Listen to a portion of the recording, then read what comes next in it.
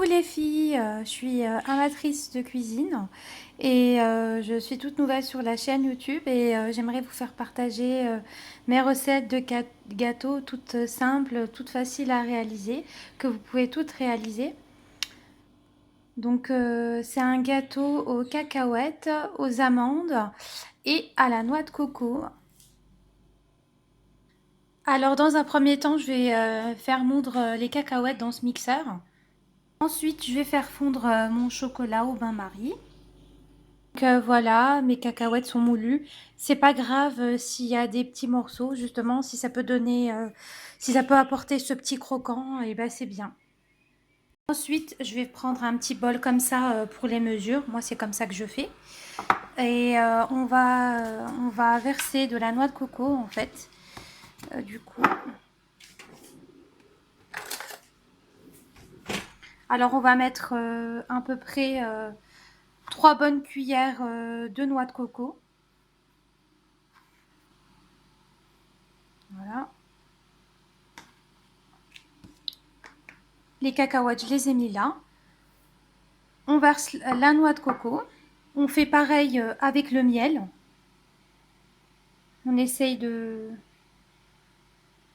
remplir le bol. Comme ça. Moi, j'ai pris du miel de fleurs. Donc, c'est ce qu'il y a de mieux avec ce type de pâtisserie. Là, on a les 3 ingrédients. Moi, je rajoute un petit peu d'arôme de vanille. Vraiment un petit peu. Donc, je mets à l'œil nu, on va dire... voilà, un petit peu comme ça, je dirais une petite cuillerée, vraiment pour donner un petit goût de vanille avec. Après, je mélange le tout et je forme une bonne boule pâtée en fait.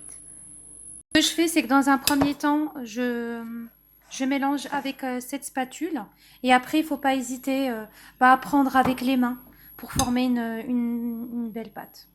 Là, on obtient une belle forme de pâte comme celle-là. J'ai une astuce pour faire la forme des gâteaux. C'est que j'utilise un moule à glaçons en fait pour faire les petites formes rectangulaires. Du coup, je vais les compléter au fur et à mesure avec la pâte que j'ai préparée. Et par-dessus, je vais mettre du chocolat et des amandes. Donc, je prends une petite boule comme ça. Voilà, une petite boule de la pâte. Je la fais rentrer à l'intérieur. Puis j'essaye de faire la forme du carré, de la glisser à l'intérieur. Il faut laisser une petite épaisseur pour pouvoir mettre le chocolat. Voilà.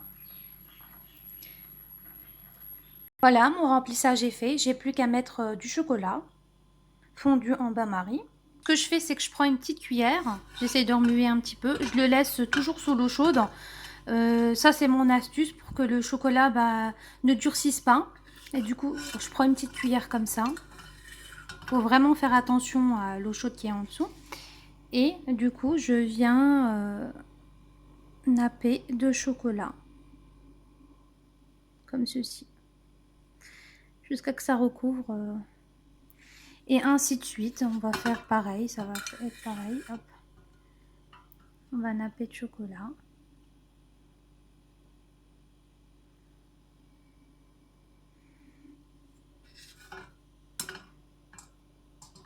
Voilà, la même chose.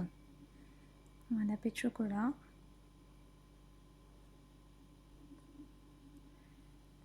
La déco, je vais les saupoudrer d'amandes, donc c'est bon.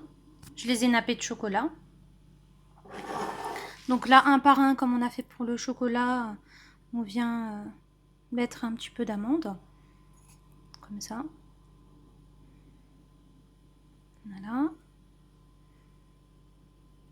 Et ensuite, on laisse reposer au frais, réfrigérateur, à peu près un quart d'heure, 20 minutes, voire plus. Il faut vraiment que le chocolat soit croquant, en fait, qu'il est pris.